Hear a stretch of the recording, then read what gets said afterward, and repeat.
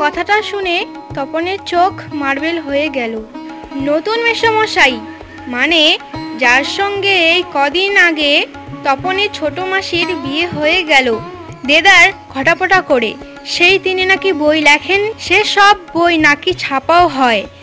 অনেক বই ছাপা হয়েছে মেসোর। তার মানে তপনের নতুন মেসোমশাই একজন লেখক, সত্যিকার লেখক। জলজ্যান্ত একজন লেখককে এত কাছ থেকে কখনোই দেখেনি তপন। দেখা যায় তাই জানতো না। লেখকরা যে তপনের বাবা, ছোট মামা বা মেজ কাকুর মতো মানুষ, এ বিষয়ে সন্দেহ ছিল তপনের। কিন্তু নতুন মেসোকে দেখে জ্ঞানচক্ষু খুলে গেল তপনের। আশ্চর্য, কোথাও কিছু উল্টো পাল্টা নেই, অন্যরকম নেই, একেবারে নিছক মানুষ। সেই ওদের মতোই দাড়ি কামান, সিগারেট খান, খেতে বসেই আরে ব্যাস এত কখনো খাওয়া যায় বলে অর্ধেক তুলিয়ে দেন। চানের সময় চান করেন এবং ঘুমের সময় ঘুমন। তাছাড়া ঠিক ছোট মামাদের মতোই খবরের কাগজের সব কথা নিয়ে প্রবলভাবে গল্প করেন, তর্ক করেন, আর শেষ পর্যন্ত এ দেশের কিছু হবে না বলে সিনেমা দেখতে চলে যান। কি বেড়াতে বেরোন সেজেগুজে। মামার বাড়িতে এই বিয়ে উপলক্ষেই এসেছে তপন, আর ছুটি আছে বলেই রয়ে গেছে। ওদিকে মেসোরও নাকি গরমের ছুটি চলছে, তাই মেসো শ্বশুরবাড়িতে এসে রয়েছেন কদিন। তাই সবসময় জলজ্যান্ত একজন লেখককে দেখবার সুযোগ হবেই তপনের। আর সেই সুযোগেই দেখতে পাচ্ছে তপন। লেখক মানে কোনো আকাশ থেকে পড়া জীব নয়, তপনদের মতোই মানুষ। তবে তপনেরই বা লেখক হতে বাধা কি? মেসোমশাই কলেজের প্রফেসর, এখন ছুটি চলছে, তাই সে সুযোগে শ্বশুর বাড়িতেই রয়ে গেছেন কদিন। আর সে সুযোগেই দিব্যি একখানি দিবানিদ্রা দিচ্ছিলেন। ছোট মাসি সেই দিকে ধাবিত হয়। তপন অবশ্য না করে প্রবল আপত্তি তোলে, কিন্তু কে শুনে তার কথা? ততক্ষণে তো গল্প ছোট মেসোর হাতে চলেই গেছে। হইচই করে দিয়ে দিয়েছে ছোট মাসি তার ঘুম ভাঙিয়ে। তপন অবশ্য মাসির এই হইচইতে মনে মনে পুলকিত হয়, মুখে আ করলেও হয়, কারণ লেখার প্রকৃত মূল্য বুঝলে নতুন মেসোই বুঝবে। রত্নের মূল্য জহুরির কাছেই। একটু পরেই ছোট মেসো ডেকে পাঠান তপনকে এবং বোধ করি নতুন বিয়ের শ্বশুর বাড়ির ছেলেকে খুশি করতে বলে ওঠেন, তপন, তোমার গল্প তো দিব্যি হয়েছে, একটু কারেকশন করে করে দিলেই ছাপতে দেওয়া চলে। তপন প্রথমটা ভাবে ঠাট্টা, কিন্তু যখন দেখে মেসোর মুখে করুণার ছাপ তখন আহ্লাদে কাঁদো কাঁদো হয়ে যায়। তাহলে বাবু তুমি ওর গল্পটা ছাপিয়ে দিও, মেসোর উপযুক্ত কাজ হবে সেটা। তা দেওয়া যায়, আমি বললে সন্ধ্যা তারার সম্পাদক না করতে পারবে না। ঠিক আছে তপন, তোমার গল্প আমি ছাপিয়ে দেব। বিকেলে চায়ের টেবিলে ওঠে কথাটা, আর সবাই তপনের গল্প শুনে হাসে। কিন্তু মেসো বলেন, না না, আমি বলছি তপনের হাত আছে, চোখও আছে। নচেত এই বয়সের ছেলেমেয়েরা গল্প লিখতে গেলেই তো হয় রাজারানীর গল্প লেখে, নয়তো খুন, জখম, অ্যাক্সিডেন্ট অথবা না খেতে পেয়ে মরে যাওয়া এইসব মাল মশলা নিয়ে বসে। তপন যে সেই দিকে যায়নি, শুধু ওর ভর্তি হওয়ার দিনের অভিজ্ঞতা আর অনুভূতির বিষয় নিয়ে লিখেছে, এটা খুব ভালো, ওর হবে। তপন বিহব্বল দৃষ্টিতে তাকায়। তারপর ছুটি ফুরোলে মেসো গল্পটি নিয়ে চলে গেলেন। তপন কৃতার্থ হয়ে বসে বসে দিন গণে। এই কথাটাই ভাবছে তপন রাত দিন। ছেলেবেলা থেকেই তো রাশি রাশি গল্প শুনেছে তপন, আর এখন বস্তা বস্তা পড়েছে। কাজেই গল্প জিনিসটা যে কি সেটা জানতে তো বাকি নেই। শুধু এটাই জানা ছিল না সেটা এমন সহজ মানুষই লিখতে পারে। নতুন মেসোকে দেখে জানলো সেটা। তবে আর পাইকে তপনকে। দুপুরবেলা সবাই যখন নিথর নিথর, তখন তপন আস্তে একটি খাতা, হোম ট্যাক্সের খাতা আর কি, বিয়ে বাড়িতেও যেটি মা না আনিয়ে ছাড়েননি, আর কলমটি নিয়ে 3 তলার সিঁড়িতে উঠে গেল। আর তোমরা বিশ্বাস করবে কিনা জানি না, একসঙ্গে বসে লিখেও ফেললো আস্ত একটা গল্প। লেখার পর যখন পড়ল, গায়ে কাটা দিয়ে উঠল তপনের, মাথার চুল খাড়া হয়ে উঠল।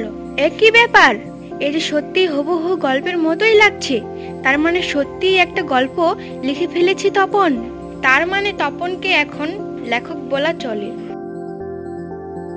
হঠাৎ ভয়ানক একটা উত্তেজনা অনুভব করে তপন, আর দুধ দাঁড়িয়ে নিচে নেমে এসে ছোট মাসিকেই বলে বসে, ছোট মাসি, একটা গল্প লিখেছি। ছোট মাসিই ওর চিরকালের বন্ধু, বয়সে বছর 8 বড় হলেও সমবয়সী। কাজেই মামার বাড়ি এলে সব কিছুই ছোট মাসির কাছে। তাই এই ভয়ানক আনন্দের খবরটা ছোট মাসিকে সর্বাগ্রে দিয়ে বসে। তবে বিয়ে হয়ে ছোট মাসি যেন একটু মুরব্বি হয়ে গেছে, তাই গল্পটা সবটা না পড়েই একটু চোখ বুলিয়ে বেশ পিঠ চাপড়ানো সুরে বলে, ও মা, এ তো বেশ লিখেছিস রে, কোনোখান থেকে টুকলিফাই করিসনি তো? আহা ছোট মাসি, ভালো হবে না বলছি। আরে বাবা, খেপছিস কেন? জিজ্ঞেস করছি বই তো নয়। রোশ, তোর মিশমশাইকে দেখাই। কিন্তু গেলেন এই যে।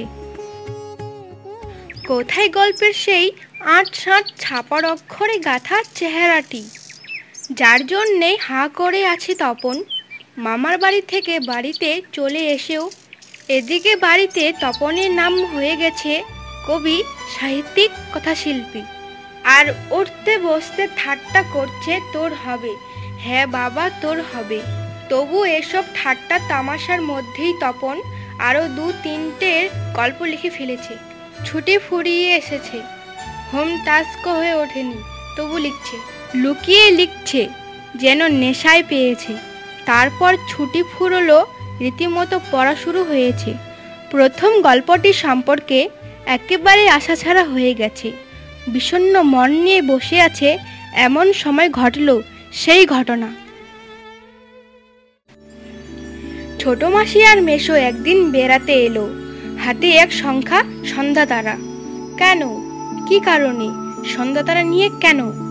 বুকে রক্ত ছলকে ওঠে তপনের। তবে কি সত্যিই তাই? সত্যিই তপনের জীবনের সবচেয়ে সুখের দিনটি এলো আজ? কিন্তু তাই কি সম্ভব? সত্যিকার ছাপার অক্ষরে তপন কুমার রায়ের লেখা হাজার হাজার ছেলের হাতে হাতে ঘুরবে? পৃথিবীতে এমন অলৌকিক ঘটনাও ঘটে? তা ঘটেছে, সত্যিই ঘটেছে। সূচিপত্রেও নাম রয়েছে। প্রথম দিন গল্প শ্রী তপন কুমার রায়। সারা বাড়িতে শোরগোল পড়ে যায়। তপনের লেখা গল্প পত্রিকায় ছাপা হয়েছে, ওর লেখক মেশো ছাপিয়ে দিয়েছে। পত্রিকাটি সকলের হাতে হাতে ঘোরে, সকলেই একবার করে চোখ বোলায় আর বলে, বারে চমৎকার লিখেছে তো। একটু আধটু কারেকশন করতে হয়েছে অবশ্য, নেহাত কাঁচা তো। তা হোক, নতুন নতুন অমন হয়। ক্রমশ ও কথাটাও ছড়িয়ে পড়ে, ওই কারেকশনের কথা। তাই তা নইলে ফট করে একটা লিখলো আর ছাপা হলো। তা ওরকম একটি লেখক মেশো থাকা মন্দ নয়, আমাদের থাকলে আমরাও চেষ্টা করে দেখতাম। ছোট মাসি আত্মপ্রসাদের প্রসন্নতা নিয়ে বসে বসে ডিম ভাজা আর চা খায়, মেশো শুধু কফি। আজ আর অন্য কথা নেই, শুধু তপনের গল্পের কথা আর তপনের নতুন মেশোর মহত্বের কথা। উনি নিজে গিয়ে না দিলে কি আর সন্ধ্যাতারার সম্পাদক তপনের গল্প করে আঙ্গুল দিয়ে ছুতো? তপন যেন কোথায় হারিয়ে যায় এসব কথার মধ্যে। গল্প ছাপা হলে যে ভয়ানক আহ্লাদটা হওয়ার কথা, সে আহ্লাদ খুঁজে পায় না। অনেকক্ষণ পরে মা বলেন, কই তুই নিজের মুখে একবার পড় তো শুনি। বাবা, তোর পেটে পেটে এত। এতক্ষণে বইটা নিজের হাতে পায় তপন। কই পড়, লজ্জা কি? পড়, সবাই শুনি। তপন লজ্জা ভেঙে পড়তে যায়, কেশে গলা পরিষ্কার করে। আমার স্কুলের প্রথম দিনে আমি গিয়ে, কিন্তু এ কি, এসব কি পড়ছে তপন? এ কার লেখা? এর প্রত্যেকটি লাইন তো নতুন আনকরা, তপনের অপরিচিত। এর মধ্যে তপন কোথায়? তার মানে মেশো তপনের গল্পটিকে আগাগোড়াই কারেকশন করেছেন, অর্থাৎ নতুন করে লিখেছেন নিজের পাকা হাতে কলমে। তপন আর পড়তে পারে না, বোবার মতো বসে থাকে। তারপর ধমক খায়, কিরে তোর যে দেখি পায়া ভারী হয়ে গেল। সবাই শুনতে চাইছে তবু পড়ছিস না, নাকি অতি আহ্লাদে বাক্য ভরে গেল? তপন গড়গড়িয়ে পড়ে যায়। তপনের মাথায় ঢোকে না সে কি পড়ছে, তবু ধন্যি ধন্যি পড়ে যায়। আর একবার রব ওঠে তপনের। লেখক মেশো তপনের গল্পটি ছাপিয়ে দিয়েছে। তপন বইটা ফেলে রেখে চলে যায়। তপন ছাদে উঠে গিয়ে শার্টের তলাটা তুলে চোখ মুছে। তপনের মনে হয় আজ যেন জীবনের সবচেয়ে দুঃখের দিন। কেন তা জানে না তপন, শুধু এই দুঃখের মুহূর্তে গভীরভাবে সংকল্প করে তপন, যদি কখনো লেখা ছাপতে দেয় তো তপন নিজে গিয়ে দেবে। নিজের কাঁচা লেখা ছাপা হয় হোক, না হয় না হোক, তপনকে যেন আর কখনো শুনতে না হয় অমুক তপনের লেখা ছাপিয়ে দিয়েছে। আর তপনকে যেন নিজের গল্প পড়তে বসে অন্যের লেখা লাইন পড়তে না হয়। তার চেয়ে দুঃখের কিছু নেই, তার থেকে অপমানের।